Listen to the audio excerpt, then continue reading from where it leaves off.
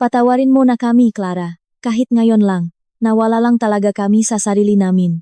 3 araw pagkatapos nilang iwan ako sa kondo, mahina, dinudugo, at nagluluksa sa pakawalang anak ko, ang biyenan kong si Remedios ay nakaluhot na sa basang semento sa harap ng bahay ng magulang ko sa Antipolo. Malakas ang ulan. Basa ang buhok niya. Putik ang laylayan ng mamahaling damit na ipinagmamalaki niya sa Paris. Ang dalawang palat niya ay nakadikit sa bakal na gate, nanginginig, parang siya ang biktima sa lahat ng nangyari. Sa tabi niya, ang hipak kong si Cheska ay umiyak, habang hawak ang basang-basang cellphone. Burado na ang ngiti sa mukha na ilang araw lang ang nakalipas ay punong-punong yabang sa Instagram.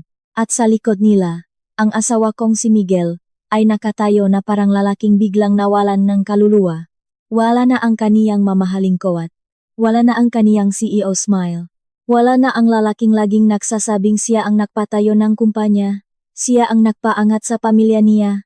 Siya ang dahilan kung bakit kami may marangyang buhay.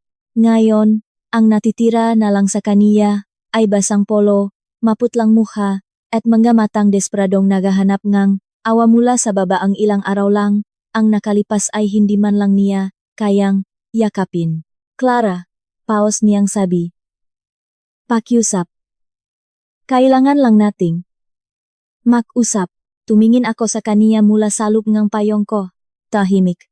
Kalmado. Walang luhang lumalabas. Dahil naubos na ang luha ko noong gabing ibinagsak niya ang pinto ng kwarto habang hawak ko ang munting damit ng anak naming wala na. Naubos na ang luha ko noong marinig kong tinawag ang kaniyang ina na kamalasan ang pakawalang ang baby ko. Naubos na ang luha ko noong makita ko silang papunta sa Paris kasama ang babaeng tinatawag ni Cheska na bagong ate. At habang iniisip nilang naiwan ako sa BGC para magdusa, tahimik kong inimpake ang sarili kong buhay. Ipinabenta ko ang kondo na tinitiran ni Remedios. Pinalitan ko ang loken na kondo namin ni Miguel. Pinahinto ko ang lahat ng corporate card nila. Tinanggal ko ang excess ni Miguel sa kumpanya. Inihain ko ang reklamo sa NPE.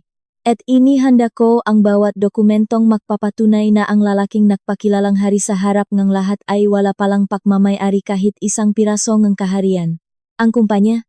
Akin. Ang kondo namin? Akin. Ang unit na tinitirhan ng biyenan ko? Akin. Ang perang ginamit upang itayo ang lahat?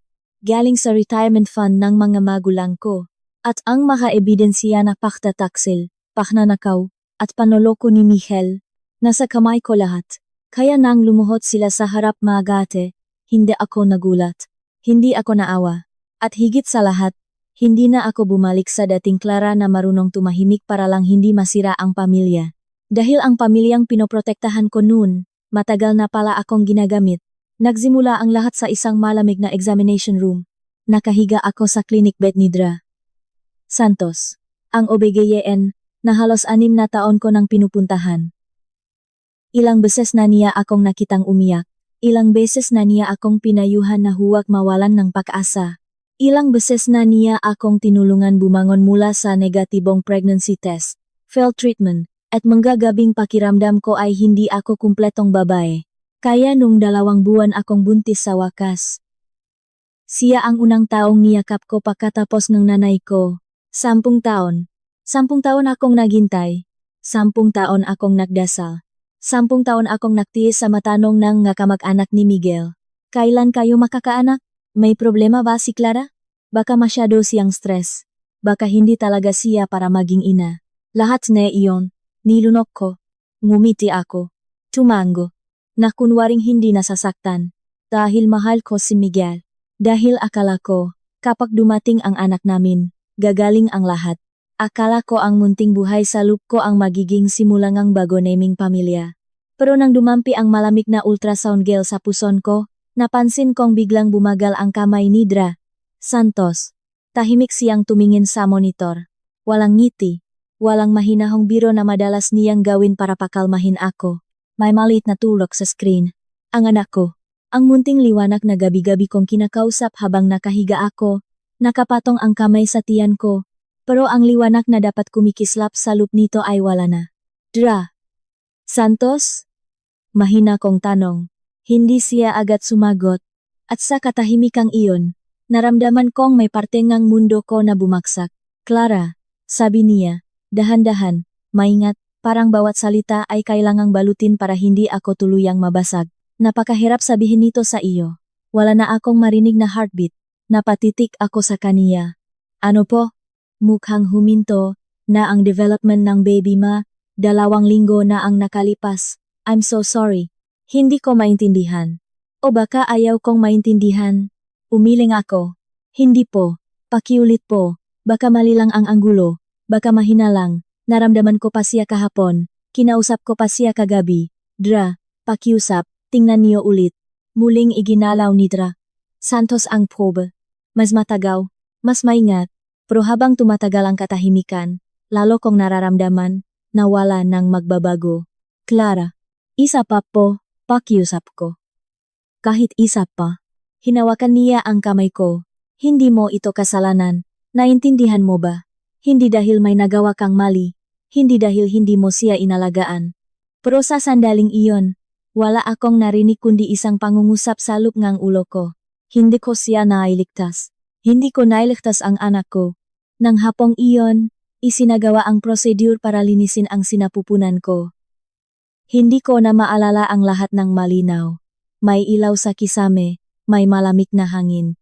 May mga nurse na mabait, pero malayo ang boses. May amoy ng disinfectant.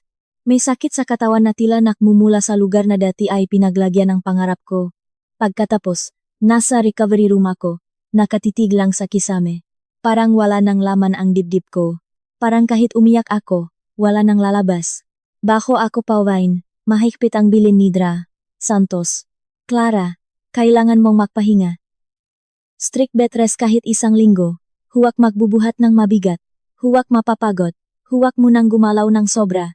Kung lumakas ang bleeding, nilagnat ka, o sumakit ng sobra ang puson mo, diretso ka agad sa emergency room. Tumango ako.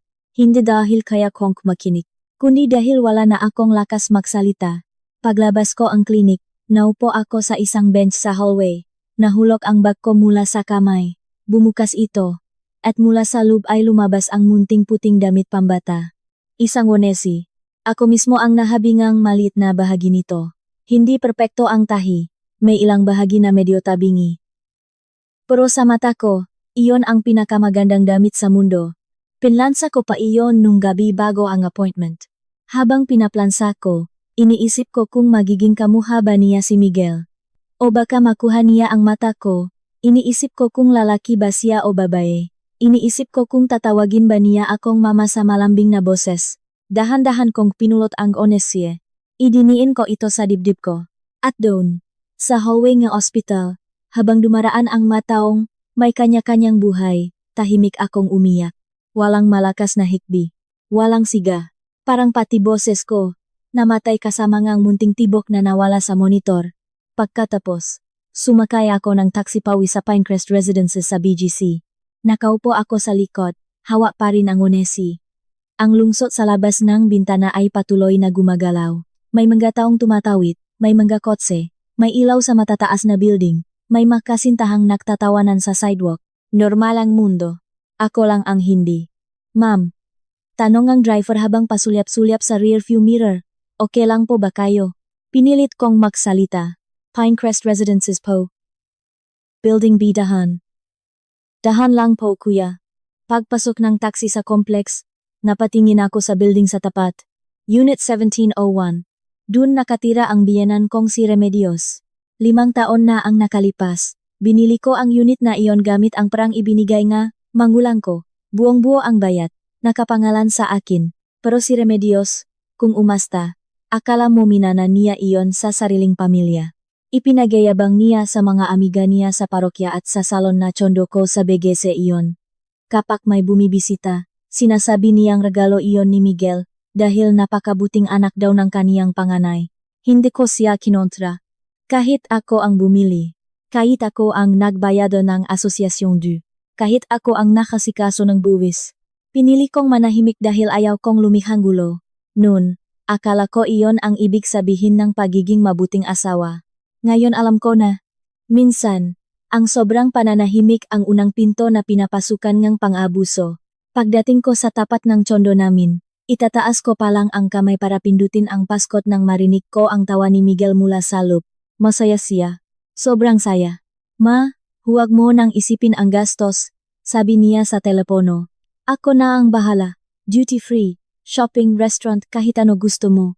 Paris tayo ma, gagarastusan kita ng todo. Nakatayo ako sa labas ng pinto, hawak ang munting damit ng anak ko. Dinudugo pa ako. Masakit pa ang puson ko. Halos hindi ako makatayo ng tuwid, pero ang asawa ko, ang lalaking dapat unang yayakap sa akin, ay abala sa pagpaplanong luho para sa pamilya niya. Dahan-dahan kong binuksan ang pinto. Pagpasok ko, nakita ko si Miguel na nakahilata sa sofa, nakaangat ang paa sa center table, hawak niya ang phone. Pagkakita sa akin, bumaba ang kilay niya. Bakit ganyan na naman ang mukha mo? Tanong niya. Nainis agad. Galing ka sa doktor? Ano na namang drama ngayon? Hindi ako agad nakapagsalita. Nakatayo lang ako sa may pintuan.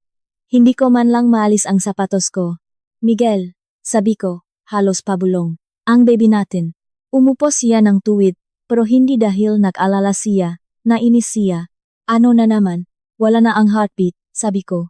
Sabi ni Dra, Santos, wala na ang anak natin. Sandaling tumahimik ang sala. Isang segundo. Dalawa. Akala ko tatayo siya. Akala ko lalapit siya. Akala ko yayakapin niya, ako kahit hindi niya alam ang tamang sasabihin. Pero ang ginawa niya ay bumuntong hininga ng malakas. Hindi na naman naktagumpay. Napatitik ako sa kanya. Ano? Tumayo siya, at sinabunutan ang sarili niyang buhok. 10 taon, Clara. 10 taon tayong naghihintay. At nang sa wakas mabuntis ka, hindi mo pa rin naingatan? Parang may malamig na kamay na humawak sa lalamunan ko. Miguel, anak natin ang pinag-usapan natin. Alam ko. Sigaw niya, at pagod na ako. Pagod na ako, sa ospital, sa check-up, sa gamot, sa iyak, sa drama. Pagod na akong umuwi sa bahay na puro problema ang sasalubong sa akin.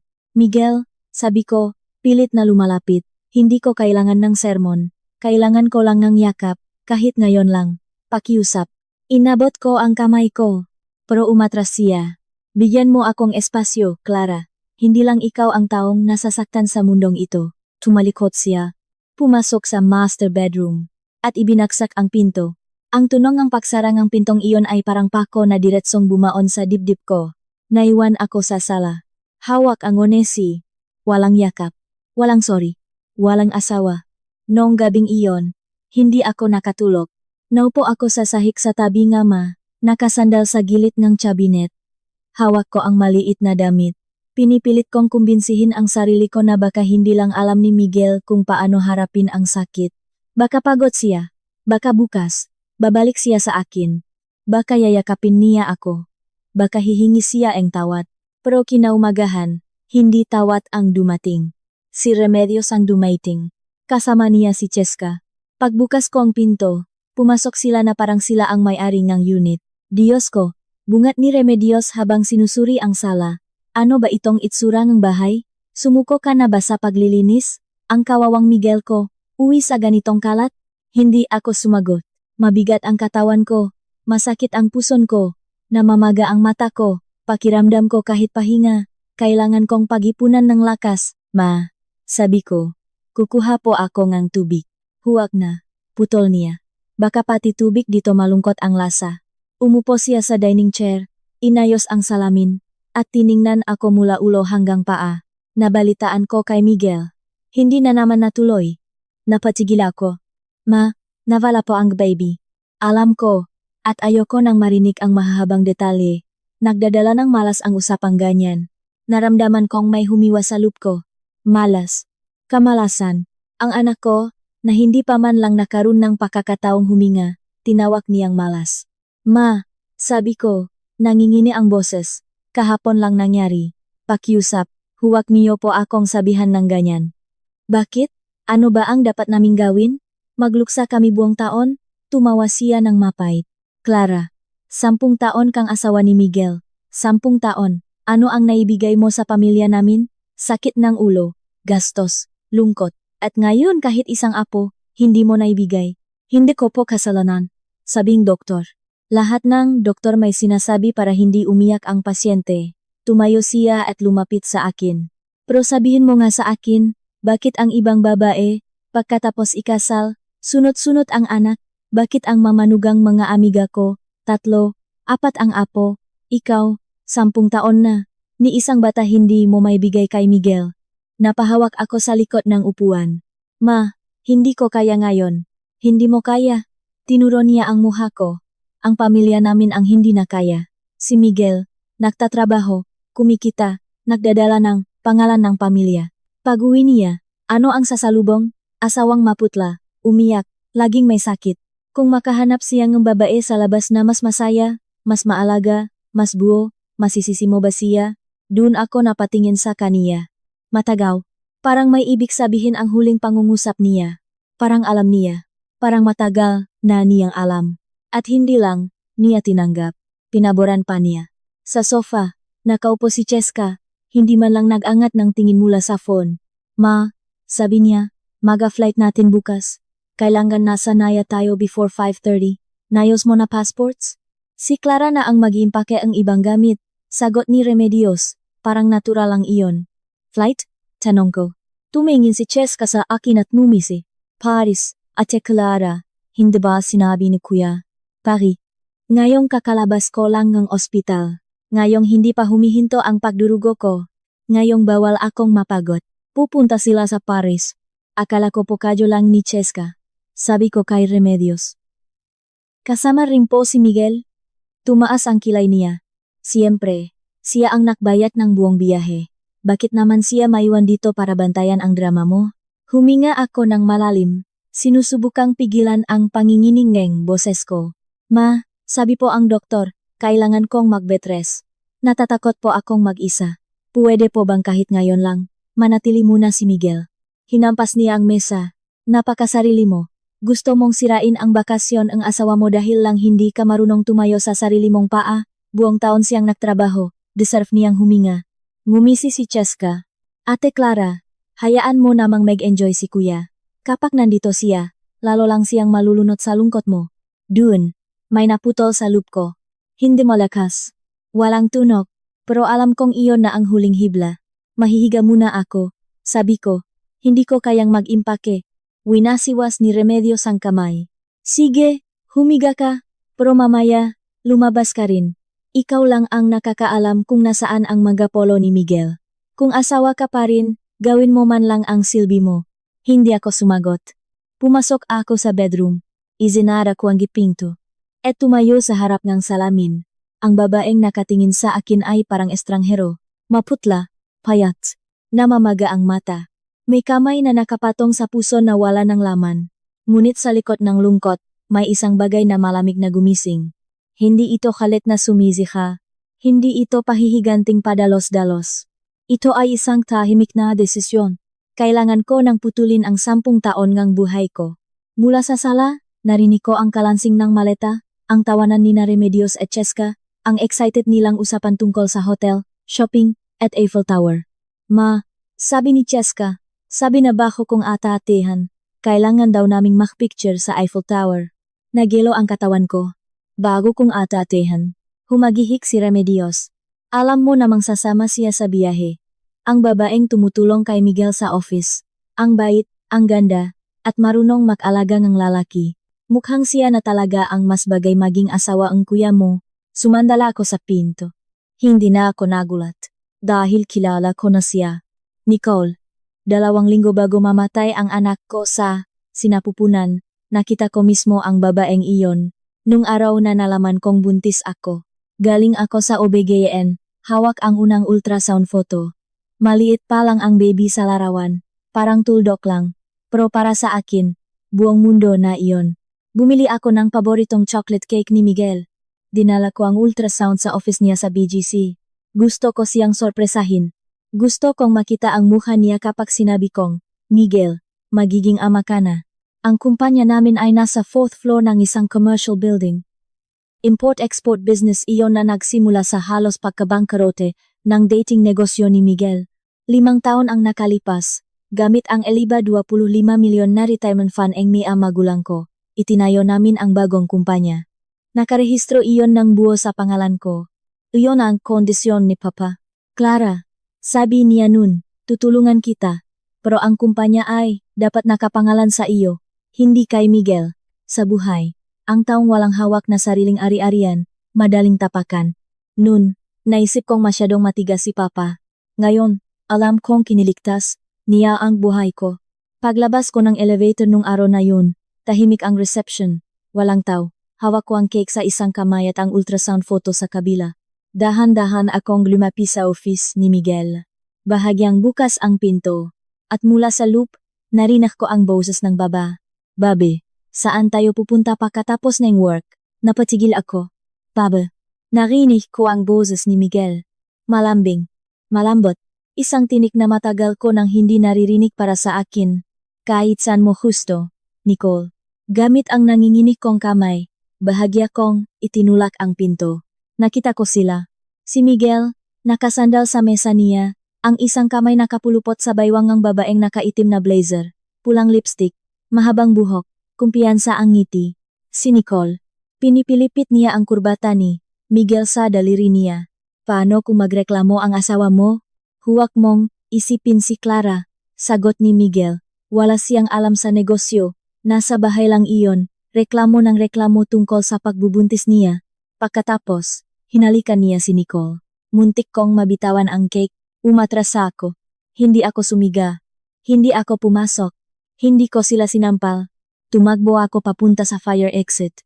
Pagkasara ng mabigat na bakal na pinto, napaupo ako sa malamig na hagdan. Nahulog ang ultrasound photo mula sa kamay ko at dumausdos pababa ng isang baitang. Tinakpan ko ang bibig ko gamit ang dalawang kamay. Doon ako umiyak, tahimik, mapait, wasak. Hawak ko ang ultrasound photo, idiniin sa dibdib ko, habang inulit-ulit ko, sa sarili ko. Hindi ngayon. Hindi pa. Kung pasasabugin ko ito ngayon, mawawala ang lahat. Kailangan kong mag-isip. Kailangan kong mabuhay. Kailangan kong protektahan ang anak ko. Kaya tumahimik ako. Umalis ako sa office nang hindi nila nalalaman. Nang gabing iyon, naiga ako sa tabi ni Miguel. May amoy na biga na pabango ang damit niya. Ang parehong pabango ni Nicole. Miguel. Tanong ko sa normal na boses, may magandang nangyari ba sa office ngayon? Hinila niya ang kumot. Wala. Same as usual. Ipinikit ko ang mata ko. Sa dilim, hawak ko ang tiyan ko. Anak, bulong ko sa isip. Para sa iyo, tatahimik muna si mama. 2 linggo akong nakunwaring walang alam. 2 linggo akong humiga sa tabi ngang lalaking may amoy ngang ibang babae. 2 linggo kong pinigilan ang sarili ko. At pagkatapos, nawala ang anak ko.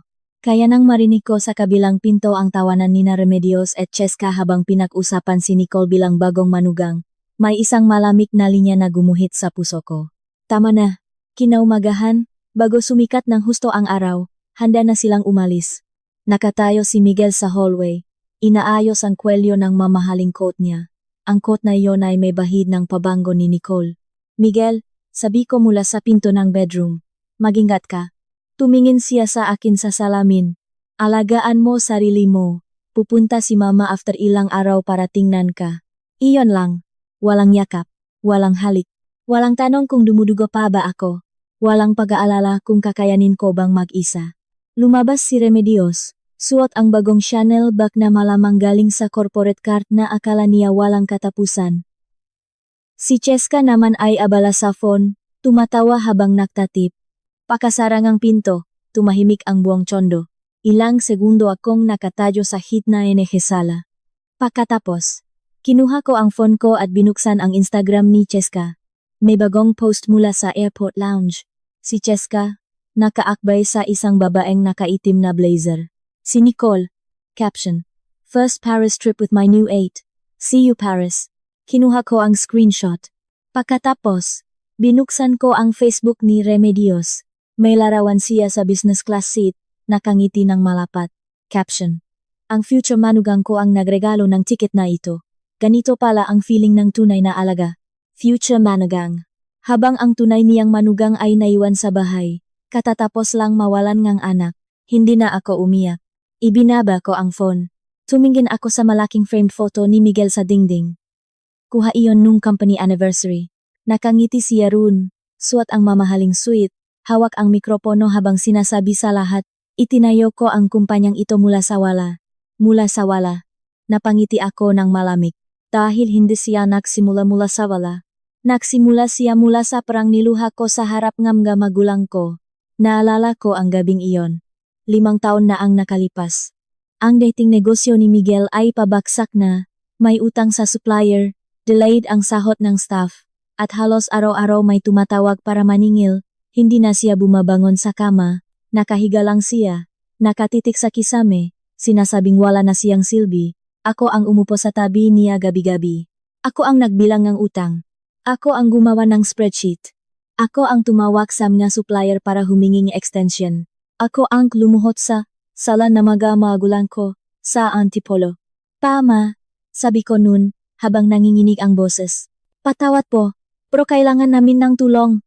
Kahit ngayon lang, kapag hindi namin nailigtas ang negosyo, mawawala lahat. Matagal na tahimik si Papa. Si Mama, nakatingin sa bintana, pinipigilan ang luha. Pagkatapos, tumayo si Papa at kinuha ang isang bankbook. Ito ang retirement fund namin ni Mama mo, sabi niya. Idvajir mi 5 milyon. Dapat gagamitin namin ito para lumipat sa probinsya at mamuhay ng tahimik. Pa, itutulong ko ito sa iyo, sabi niya. Pero sa isang kondisyon, ang bagong kumpanya ay itatayo sa pangalan mo. Ikaw ang may-ari, hindi si Miguel. Pero asawa ko po siya. At kaya nga kailangan mong may hawak na sarili mong proteksyon. Sagot ni Papa.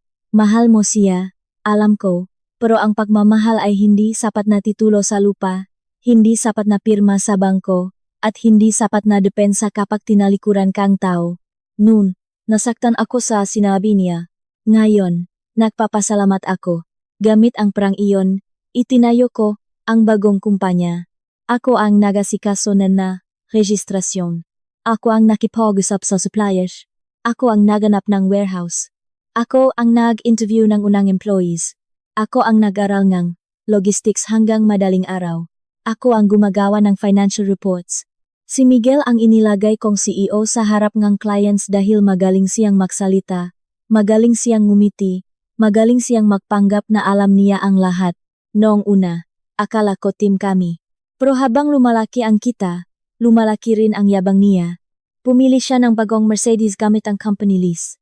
Kailangan ng CEO ng magandang image, sabi niya. Nag-golf siya kasama ang suppliers. Nag-networking dinner siya kung saan ipinagmamalaki niya na strategic genius siya. Sa bawat even, nakatayo ako sa tabi niya, tahimik na nakangiti, habang alam kong ako ang nagpupuyat para siguraduhin hindi babagsak ang operasyon kinabukasan. Hindi ko siya kinontra. Dahil asawa ko siya. Dahil akala ko, ang pagprotekta sa ego ng laki ay bahagi ng pagiging mabuting asawa. Hanggang nakita ko siyang humahalik kay Nicole. Hanggang tinawag ng pamilya niya na kamalasan ang anak ko. Hanggang umalis sila papuntang Paris na parang wala akong halaga. Kinuha ko ang maliit na itim na notebook sa vanity drawer. Matagal ko itong gitsinago. Sa loop, nakasulat ang mga bagay na matagal kong alam, pero matagal ko ring piniling huwag gamitin. Kumpanya, 100% Clara. Kondo naming. Clara. Kondo ni Remedios. Clara. Corporate cards. Under company authority. Promissory note. 1,020,000. 5 million K Papa. Miguel. CEO title only. Personal expenses under corporate accounts. Review needed. Nicole. Verify transactions. Bawat linya ay parang talim. Hindi ako mahina. Pinaniwala lang nila akong mahina ako. Tinawagan ko si Ati Ramos, ang corporate lawyer ng kumpanya. Attorney. Sabi ko, kalmado ang boses. May ipapagawa ako. Pakilista. Clara, bakit parang seryoso ang boses mo? Una, ihanda ang documents para masuspend si Miguel sa executive authority niya. Pangalawa, ipatigil ang lahat ng corporate cards na hawak niya at ng pamilya niya. Pangatlo, kailangan ko ng full audit ng lahat ng card transactions for the last 3 years. Natigilan siya. May nangyari ba? Marami. Bukas pupunta ako sa office mo dala ang documents. Pero ngayon pa lang, simulan mo na. Pagkatapos, tinawagan ko si Sir Edwin, ang head ng accounting. Sir Edwin, kailangan ko ng detailed report ng lahat ng gastos ni Miguel, lahat ng hotel, shopping, car lease, cash advance, travel expense. Huwag kayong magtatago kahit isa. Ma'am Clara, sure po kayo? At simula ngayon direct report kayo sa akin. Ibinaba ko ang phone. Pagkatapos, pumunta ako sa study room ni Miguel. Malinis ang mesa niya. May mamahaling baso ng alak, may business cards, may mga larawan niya kasama ang clients. Lahat ay mayos. Lahat ay parang exhibit ngang lalaking naniniwalang-walang makakatanggal sa kaniya sa trono. Sa likod ng bookshelf, naroon ang malit na vault. Alam ko ang passcode. Birthday niya. Ganun siya kayabang. Akala niya walang maglalakas look buksan iyon. Bumuka siyang vault. Nandoon ang mga folder. SEC papers. Corporate seal. Titulo ni kondo naming. Titulo NG. Unit 1701 ni Remedios. Kopya ne promissory note. Ne ege ilay 5 milyon sa mga magulang ko. Isa-isa kong inilabas ang mga iyon. Inilatak sa mesa. Tiningnan ko ang pangalan sa bawat dokumento. Clara Villarreal. Clara Villarreal. Clara Villarreal. Wala kahit isang Miguel. Napahinga ako ng malalim. Sa unang pagkakataon sa maraming taon, hindi ako natakot sa laman ng mapapel. Pinalakas ako nito. Kinuha ko ang leather briefcase at maingat na inilagay ang nga dokumento sa loop. Bawat folder na pumapasok sa bag ay parang isang piraso ngang buhay ko na binabawi ko mula sa kamay ng mga taong hindi marunong magpasalamat. Pagkatapos, bumalik ako sa bedroom. Hinawakan ko ang puting wanesi. Para sa iyo, bulong ko. Hindi ko alam kung kinakausap ko ang anak ko, ang sarili ko, o ang babaeng matagal kong iniwan. Baka silang lahat. Kinabukasan, kahit mabigat ang katawan ko, nagbihis ako. Simple lang, itim na pantalon, maluwag na blouse, flat shoes.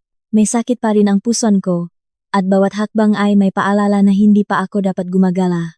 Pero may mapanahong hindi mo kayang magpahinga, dahil kung hihiga ka pa ng mas matagal, may ibang taong kukunin ang natitira sa buhay mo. Una kong pinuntahan ang isang real estate broker na kilala sa mabilis na bentahan ng luxury units. Gusto kong ibenta ang Unit 17O. Once sa building ang Pinecrest Residences, sabi ko. Tumaas ang kilay nga hente. Ma'am, prime unit ayon. Market value na yan. Around 80 million. Anong asking price ninyo? Akhara 50 million. Cash buyer. Within 3 days. Kung matatapos mo agad, dodoblehin ko ang commission mo. Napatitik siya sa akin. Ma'am, sa presyong iyan, magkakaroon tayo ng offers before lunch. Sino po ang nasa title? Ako lang. Inilapak ko ang titulo sa mesa. At ilagay sa kontrak na kailangang bakantehin ang unit once transfer is completed. Walang exception. Nagpunta ako sa 2 pang brokerage at ibinigay ang parehong instruction. Hindi ako nakmamadali sa hitsura, pero sa loop ko, bawat minuto ay mahalaga. Bago magtanghali, tumawag ang unang broker. Ma'am Clara, may bayar na. Cash. Handa silang mag-wire ng $1 million earnest money ngayon. Full payment within 3 days. Proceed. Nang pumasok ang notification sa bank account ko, isang maliit na malamig na ngiti ang sumilay sa labi ko. Hindi ito saya. Ito ang tunog, NG, unang pader, na bumabagsak sa mundo ni Remedios. Pagkatapos, tinawagan ko ang locksmith. Palitan ang digital lock ng unit ko. Bagong keypad, bagong code random. Huwag ibigay kahit kanino maliban sa akin. Habang binabaklas ng locksmith ang lumang lock, naglakad ako sa kondo. Bawat sulok ay may bakas ng kasinungalingan. Ang sofa kung saan ako iniwan ni Miguel habang umiyak. Ang dining table kung saan hinampas ni Remedios ang kamay niya habang tinatawag akong walang silbi. Ang bedroom kung saan ilang gabi akong humiga sa tabi ng lalaking amoy ibang babay. Binuksan ko ang closet ni Miguel. Nandoon ang mga suede niya. Mga polo. Mga sapatos. Mga belt. Mamahaling relo. Golf clubs. At sa pagitan ng megadamit, naroon pa rin ang mabigat na pabango ni Nicole. Kumuha ako ng malalaking itim na trash bags. Isa-isa kong isinilit ang gamit niya. Hindi ako sumiga. Hindi ako nakwala. Hindi ko pinunit ang damit. Hindi ko binasak ang relo. Mas nakakatakot ang babaeng tapos nang umiyak. Sa bawat suwit na inilalagay ko sa bag, naalala ko ang bawat even, kung saan tumayo siya sa harap ng nga tao at sinabing siya ang naktayo ngang kumpanya. Sa bawat polo, naalala ko ang mga gabing umuwi siyang, may amoy pabango at sinabing galing lang siya sa client dinner. Sa bawat gamit, para kong tinatanggal ang isang piraso ang kasinungalingan sa bahay ko. Nang matapos ako, inilagay ko ang mabag sa tabing ang pinto. Sa ibabaw, naglagay ako ng 2 Manila envelope. Una, Notice of Corporate Suspension and Access Revocation. Ikalawa, Notice of Legal Complaint and Asset Freeze Proceedings. Pagkatapos, tumingin ako sa bagong lock. Ma'am, tapos na po, sabi ng locksmith. New code active. Salamat. Pagkasarang ang pinto, alam kong kahit bumalik si Miguel, hindi na siya makakapasok sa buhay na akala niya pag-ari niya. Kinaumagahan, pumunta ako sa office ng mas maaga kaysa karaniwan. Sa elevator, napahawak ako sa puson ko. May kirot, malalim, mabigat. Naalala ko ang bilin ni Dra. Santos. Pirast. Huwag mapagot. Pero pinikit ko ang mata ko at huminga ng dahan-dahan. Konti na lang, bulong ko sa sarili. Pagkatapos nito, magpapahinga ka. Sa conference room, naghihintay na si Ate Ramos at si Sir Edwin. Sa harap nila ay dalawang makapal na binder. Clara, sabi ni Ate Ramos, seryoso ang muka. Hiningi namin ang preliminary audit kagabi. Hindi maganda ang nakita namin. Inilapit ni Sir Edwin ang unang binder. Ma'am, ito po ang detailed transactions. Binuksan ko. Unang pahina pa lang, ramdam ko nang may malamig na apoy na umakyat sa dibdib ko. Mercedes-Benz lease under Nicole's name. T150,000 monthly. Luxury hotel stays. Restaurant charges. Boutique purchases. Rustan's purchases under Remedio's supplementary card. Chanel and Hermes purchases under Cheska's supplementary card. Business class tickets. Spa packages. Cash advances. Designer jewelry. Foreign travel bookings. Pahina pagkatapos ng pahina. Resibo pagkatapos ng resibo. Parang kumpanya. Parang magulang ko. Parang trabahong pinuyatan ko. Ginamit niya para bilhan ng kotse ang kabit niya. Ginamit niya para pasayahin ang nanay niyang tinawag akong malas. Ginamit niya para ipagyabang ng kapatid niyang si Cheska ang mga bag sa social media. Total? Tanong ko, hindi inalis ang tingin sa papel. Huminga ng malalim si Sir Edwin. Kung conservative estimate po, halos like 30 million over 3 years. Personal expenses na pinalabas bilang company expenses. Hindi ko hinayaang manginig ang boses ko. Ate Ramos, file natin sa NBI. Estafa, embezzlement, misuse of corporate funds, at kung ano pang angkop pa sa ebidensya. Tumango siya. May sapat na dokumento para magsimula. Pero kailangan nating ayusin ng maingat. Hindi lang ito marital dispute. Corporate complaint ito. Good, sabi ko. Ayoko nang gawing away mag-asawa ang pagnanakaw niya. Pagkatapos, tinawagan ko si Kuya Bong, Head of Security. Kuya Bong, simula ngayon, revoked lahat ng access ni Miguel. ID badge, parking pass, elevator access, biometrics, warehouse access, lahat. Tahimik siya nga ilang segundo. Ma'am Clara, si Sir Miguel po yon. Former authorized executive, sabi ko. Hindi na siya pinapayagang pumasok sa office nang walang written approval ko ni Ate Ramos. Understood, ma'am. Pakipak ang personal items niya sa desk. Ilagay sa isang box. Huwag ninyong gagalawin ang company documents. Yes, ma'am. Pagkatapos, pumunta kami sa NBI Financial Crimes Division. Dala ko ang pina. Dala ko ang screenshots. Dala ko ang Instagram post ni Cheska kasama si Nicole. Dala ko ang records ng corporate card. Dala ko ang lahat ng bagay na pinaniwalaan nilang hindi ko kailanman titiknan. Sa harap ng investigator, inilatak ko ang mga dokumento. Ginamit ni Miguel ang corporate funds para sa kabit niya at sa personaluho niyang pamilya niya. Sabi ko, ako ang sole owner niyang kumpanya. Nais kong magsampang niyang reklamo. Binuklat ng investigator ang binder. Sa bawat pahina, lalo siyang nagiging seryoso. Malaki ang halaga, ma'am, at malinaw ang pattern. Hindi ito simpleng expense error. Hindi po. Nasaan po siya ngayon? Nasa Paris kasama ang kabit niya, nanay niya, at kapatid niya. Gamit ang tickets na binayaran sa pamamagitan ng corporate funds. Naktaas na, tingin ang investigator. Noted. Ipa-flag natin for proper monitoring pagbalik niya sa bansa. Kailangan niyang humarap. Pumirma ako sa kompla. Bawat pirma ay parang pagputol sa tali na matagal nang nakapulupot sa lik ko. Pagkatapos, pumunta kami sa korte para sa urgent petition upang pigilan si Miguel na galawin ang company-related accounts at para humingi ng protection order laban sa anumang harassment. Hindi ko na kailangang maintindihan ang bawat salitang legal. Nandun si Ate Ramos para doon. Ang naiintindihan ko lang ay ito. Hindi na niya magagamit ang pera ko. Hindi na niya magagamit ang kumpanya ko. Hindi na niya magagamit ang salitang asawa para takutin ako. Sa ikatlong araw ngang kanilang biyahe sa Paris, dumating ang mover sa kondo. Ano po ang kukunin natin, ma'am? Tanong ng supervisor. Magadamit ko. Personal documents, ilang libro sa study room, at iyon. Tinuro ko ang maliit na frame sa vanity. Sa loop, inilagay ko ang puting onesi.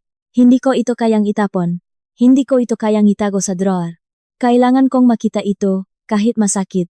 Dahil ito ang paalala kung bakit hindi na ako pwedeng bumalik sa dating buhay. Habang inaayos ang mofers ang gamit ko, tumayo ako sa gitna ang master bedroom. Hinawakan ko ang gilid ng kama. Dito ako nagdasal na mabuntis. Dito ako naghintay kay Miguel Sam gagabing hindi siya umuwi. Dito ko sinubukang kumbinsihin ang sarili ko na baka mali ako, baka paranoid lang ako, baka mahal niya pa ako. Hindi na ako galit sa kwarto, pero hindi na rin ako blong doon. Nang may sara ang huling kahon, kinuha ko ang frame ng onesi at hinawakan sa dibdib ko. Paglabas ko ang kondo, huling beses kong tingnan ang sala. Dito ako nasaktan. Dito ako dinurog. Dito ako nagising. Pagkatapos, isinara ko ang gipinto. At hindi na lumingon. Umuwi ako sa bahay ngam, magulang ko sa Antipolo. Pakbukas ng pinto, nandun si mama. Pakakita pa lang niya sa akin. Nag-iba ang mukha niya. Clara. Lumapit siya at hinawakan ang kamay ko. Anak, ang lamig ng kamay mo. Dun ako muntik bumigay. Pero pinilit kong ngumiti. Ma, okay lang ako. Kailangan ko lang matulog. Lumapit si Papa. Hindi siya maraming tanong. Kinuha niya ang briefcase ko at ang maliit kong bag. Ayos na ba ang mahahalagang papeles? Tanong niya. Opo, na-freeze na ang cards. Wala na siyang access sa company. Na-file na ang complaint. Nabenta na rin ang unit ni Remedios. Tumango si Papa. Hindi siya ngumiti, pero pinisil niya ang balikat ko. Magaling anak. Pero ngayon, uupo ka, kakain ka, at matutulog ka. Hindi ka bakal. Dun, sa simpleng pangungusap na iyon, naramdaman ko ang pagod na matagal kong tinatanggihan. Hindi ako bakal. Hindi ako walang pakiramdam. Nasaktan ako. Namatayan ako. Niloko ako. Ginamit ako. Pero kahit gaano ako kalakas sa harap ng mapapeles, sa harap ng nanay ko, anak pa rin ako. Pinaupo ako ni mama sa sofa. Dinalhan niya ako ng mainit na sabaw at hinaplos niya ang buhok ko habang umiyak siya ng tahimik. Anak, bulong niya. Bakit hindi mo agad sinabi sa amin? Akala ko kaya ko, sabi ko. Akala ko kapag tahimik ako, magiging mayos din. Umiling si Papa. Ang katahimikan ay mabuti kung kapayapaan ang pinoprotektahan. Pero kung ang pinoprotektahan mo ay taong nananakit sa iyo, kulungan iyon. Naiyak ako. Sa unang pakakataon, hindi ko pinigilan. Kinagabihan. Abang nakahiga ako, sa dati kong kwarto, nagvibratong phone ko. Message mula kay Ate Ramos. Corporate cards fully disabled. Personal accounts connected to disputed transactions placed under freeze request. Transactions attempted abroad will be declined. Tumitig ako sa screen. Sa parehong oras, sa Paris, nagsisimula ng gumuho ang buhay na ipinagmamalaki nila. Nasa isang luxury hotel sila malapit sa shopping district. Si Remedios ay nakasuot na bagong scarf. Si Cheska ay nakpopost na stories. Si Nicole ay may hawak na shopping bag, nakasandal kay Miguel, na parang siya ang tunay na asawa. Babe, sabi ni Nicole, bayaran mo na ang hotel extension. May dinner reservation pa tayo mamaya. Ngumiti si Miguel. Yung ngiti niyang pang CEO. Yung ngiting sanay sa pagangaang tao. No problem. Inilabas niya ang corporate card. Ipinasok sa terminal. Declined. Kumunot ang noo niya. Try again. Declined. Tumawa siya ng pilit. Baka security issue lang. International transaction. Kumuha siyang isa pang card. Declined. Nagsimulang pagpawisan ang noo niya. Ginamit niya ang personal platinum card. Frozen account. Contact your bank. Nawala ang ngiti ni Nicole. Miguel, anong nangyayari? Glitch lang. Tatawag ako sa bank. Lumapit si Remedios. Hawak ang gizang bracelet na gusto niyang gibiling. Miguel, bilisan mo. Nakakahiya tayo rito. Tinawagan ni Miguel ang bank. Sa kabilang linya, kalmadong boses ang sumagot. Sir, your accounts are currently restricted due to legal review. Please contact your legal representative. Nanginig ang kamay niya. Kasabay nun, pumasok ang email ni Ate Ramos. Effective immediately, Miguel Villarreal is suspended from all executive authority, all corporate cards, supplementary cards, access privileges, and financial authorizations are revoked. Binasa niya. Ulit. At ulit. Nicole grabbed the phone from his hand. Miguel, malamig niyang sabi, akala ko kumpanya mo ito. Sa akin ito. Sagot niya, pero basag na ang boses. Paperwork lang iyan. Tax arrangement.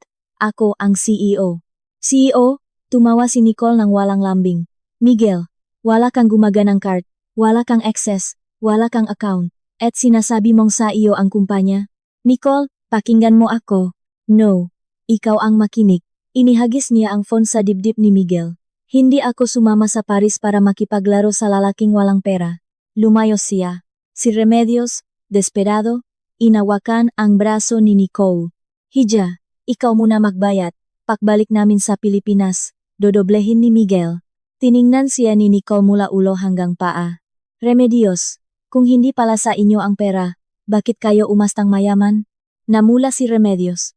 Si Cheska, na kanina ay todo pos, dahan-dahang ibinaba ang phone. Kuya, bulong niya, anong ibig sabihin nila? Hindi ba sa iyo ang company? Hindi sumagot si Miguel. Sa buong flight pabalik ngang Pilipinas, walang nagsalita. Si Remedios ay nakatitik sa bintana, paminsan-minsang umiyak ng mahina. Si Cheska ay nagdedelete ng Instagram posts, pero huli na. Na-screenshot na nga kaibigan niya ang lahat. Si Miguel naman, paulit-ulit akong tinatawagan, hindi ko sinagot kahit isa. Paglapak nila sa naiya, si Nicole ang unang lumabas. Inabol siya ni Miguel. Nicole, wait, please, kaya kong ayusin ito. Sumakay siya sa sariling kotse na may driver. Hindi man lang niya nilingon si Miguel. Nakakahiya ka, iyon lang ang sinabi niya bago tuluyang sumara ang pinto ng kotse. Naiwan sina Miguel, Remedios, at Cheska sa terminal. Hila-hila ang mamahaling maleta, walang gumaganang car, halos walang cash, at walang ideya kung saan uwi. Sumakay sila ng taxi papuntang Pinecrest Residences. Unang pinuntahan ni Remedios ang Unit 17-1. Dito muna tayo, sabi niya, pilit ang tapang. Pagod na ako, kailangan kong maligo at matulog. Ipinasok niya ang passcode. Error. Ulit. Error. Anong problema nulok na ito? Ipinasok niya muli. Error. Sa gilid ngang pinto, may notice na nakadikit. This unit has been sold. Interior renovation will begin tomorrow. Unauthorized entry is prohibited. Binasa ni Remedios ang papel. Nanginik ang kamay niya. Miguel, bulong niya. Ano ito? Lumapit si Cheska. Ma, kay Clara ba nakapangalan ang unit? Huwag kang maksalita, sigaw ni Remedios. Bahay ko ito. Hindi ma, sabi ni Miguel, alos hindi marinig. Kay Clara, parang hinigop ang dugo sa muka ni Remedios. Kay Clara? Pero dito ako nakatira. Dito ang magamit ko. Dito ang bahay ko. Ma, sabi ni Cheska, nanginginig na rin. Kung naibenta na, saan tayo matutulog? Walang sumagot. Tumakbo si Miguel papunta sa Building B, sa dati naming kondo. Hinampas niya ang pinto. Clara, buksan mo. Anong ginagawa mo? Walang sumagot, dahil wala na ako ron. Sa harap ng pinto, nakita niya ang 5 itim na trash bags. Gamit niya. Sa ibabaw, 2 Manila envelope. Binuksan niya ang una. Notice of Corporate Suspension. Binuksan niya ang ikalawa. Copy of NBI Complaint and Asset Freeze Petition. Doon siya napaluhod. Sa hallway. Sa harap ng sariling gamit. Sa tsondo na akala niya ay kanya. Kinaumagahan, kahit wala halos tulog, pumunta si Miguel sa office.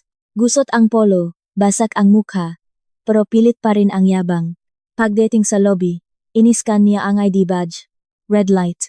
Denied. Muli. Denied. Lumapit si Kuya Bong kasama ang 2 security guard. Sir Miguel, paumanhin po. Revoked na po ang access ninyo.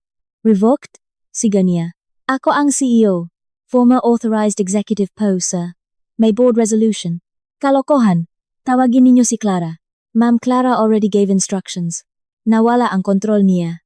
Hinablot niya ang kwelyo ni Kuya Bong. Manggagawa ka lang dito. Ako ang nagpapasweldo sa iyo. Agad siyang pinigilan ng 2 guard. Miguel, sabi ni Kuya Bong, kalmado pero matigas. Kung magiging marahas ka, tatawa kami ng pulis. Ibinaba niyang isanggat ang maliit na karton sa paanan niya. Nandiyan po ang personal items ninyo mula sa desk. Tiningnan ni Miguel ang kahon. Isang mug, isang ballpen, isang framed photo mula sa company party. Iyon lang.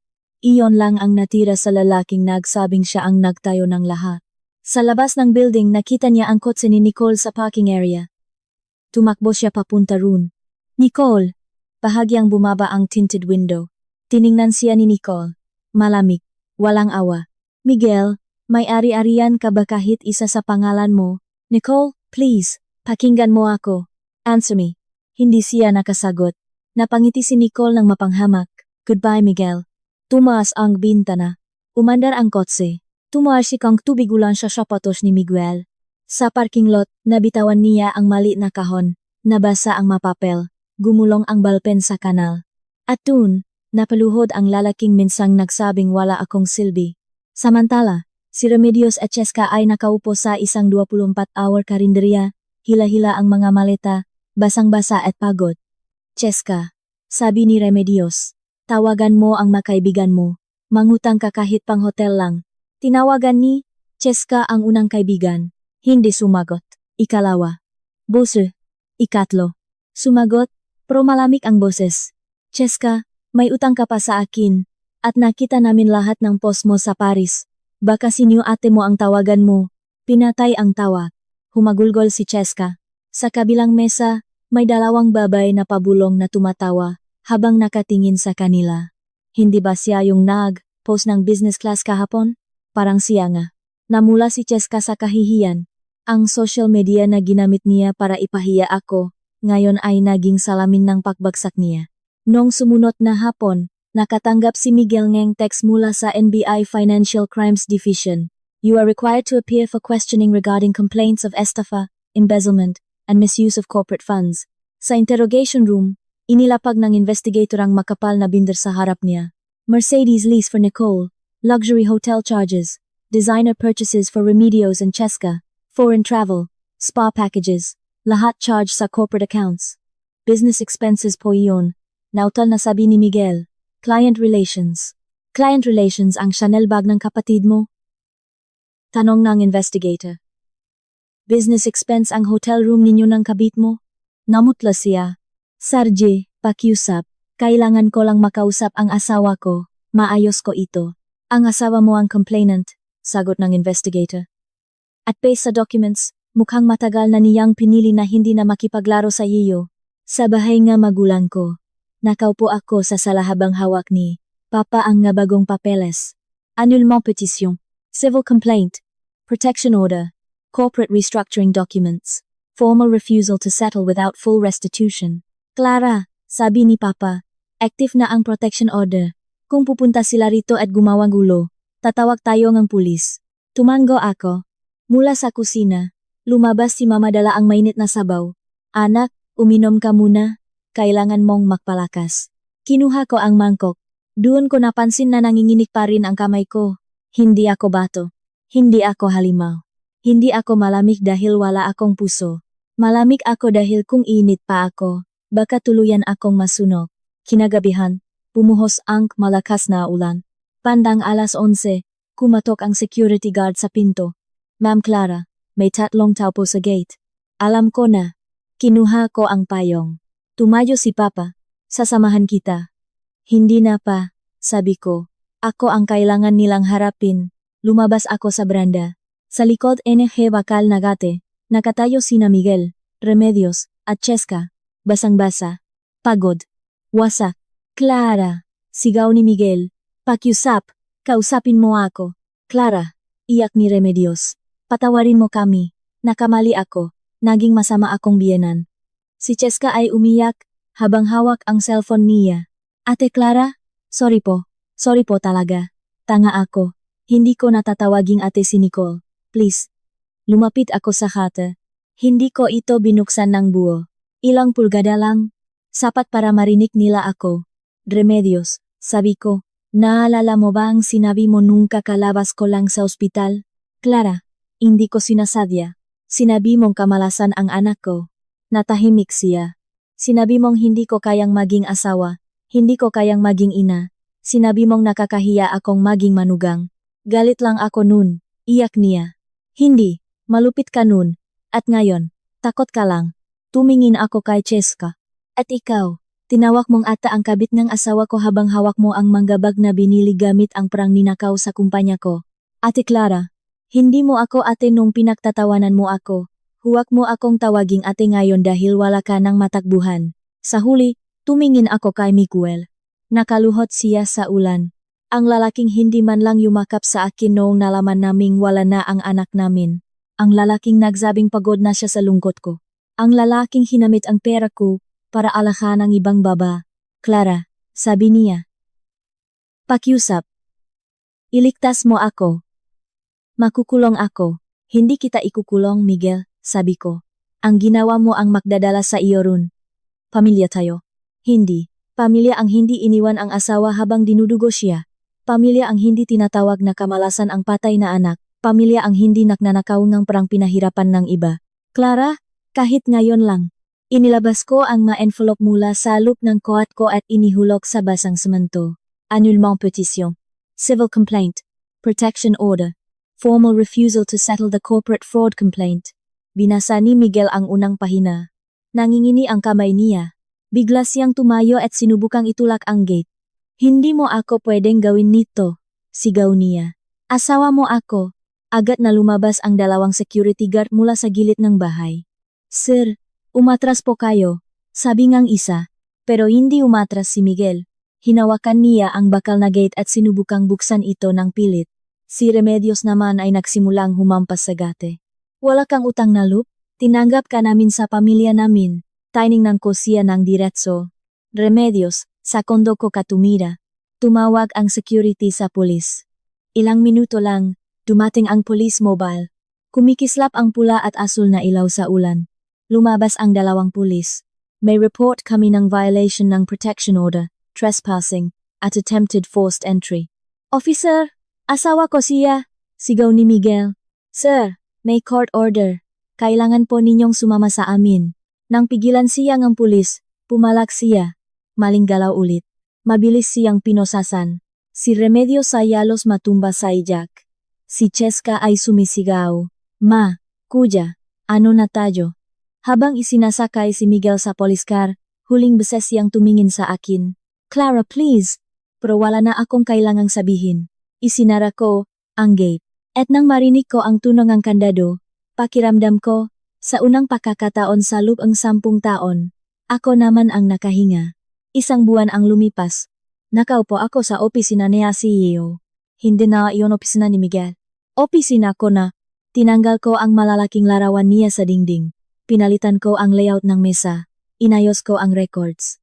Ibinalik ko ang kumpanya sa tunay na operasyon, hindi sa kayabangan. Si Miguel ay humaharap sa makaso. Si Remedios ay lumipat sa maliit na inupahang kuwarto kasama si Cheska. Si Nicole, nawala na parang usok nang malaman niyang wala palang mahuhutot kay Miguel. Hindi ko na sila hinabol. Hindi ko na sila pinanut. Hindi ko na inalam kung paano nila bubuin ang buhay na sinira nila gamit ang sariling kasakiman. Sa sulok nun desk ko, may maliit na frame.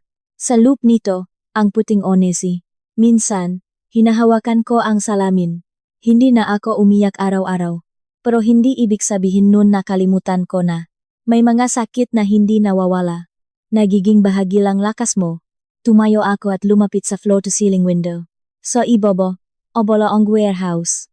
May mga truck na pumapasok. May mga empleyadong nagtatrabaho. May buhay na nagpapatuloy. Hinawakan ko ang dibdib ko. Dun, sa ilalim ng palat ko, ramdam ko ang tibok ng puso ko. Matatag. Buhay.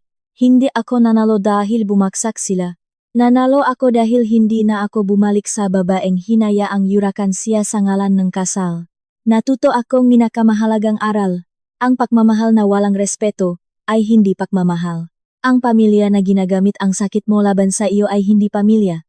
At ang pagpapatawad ay hindi ibig sabihin na bubuksan mo ulit ang pinto para saktan kanila. Minsan, ang pinakamalinis na paraan para mabuhay ay ang maglagay ng hangganan. Matibay, malinaf, hindi kayang tawirin ng luha, panunuhol, o salitang pamilya. Kung nakikinig ka ngayon at may dinadala kang sakit na hindi nakikita ng ibang tao, alalahanin mo ito. Hindi ka mahina dahil naktis ka. Pero hindi mo kailangang magtiis habang buhay. Darating ang araw na titigil ka sa pahingingang pagmamahal sa mataong sanay kang saktan. Darating ang araw na pipiliin mo ang sarili mo. At kapag dumating ang araw na iyon, huwag kang matakot. Dahil minsan, ang babaeng pinatahimik nila ng pinakamatagal, siya rin ang babangon ng pinakakalmado. At kapag bumangon siya, hindi na siya muling luluhod.